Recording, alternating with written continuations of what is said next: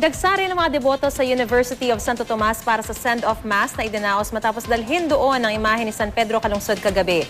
At para sa detalye, may ulat on the spot si Athena Imperial. Athena?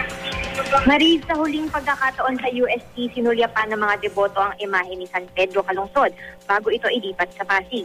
Napuno ng mga deboto at Katoliko ang Santissimo Rosario Parish sa UST upang makiisa sa send-off mass ng imahe ng pangalawang Pilipinong santo na galing pa sa Roma. Mag-aalas 8 ng simulan ng concelebrated mass na pinangunahan ni Father Franklin Beltran, pura paroko ng Santissimo Rosario.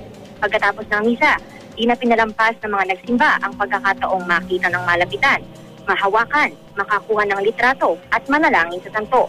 Isang replika ng imahe ang mananatili sa Santissimo Rosario Parish sa Universidad ng Santo Tomas.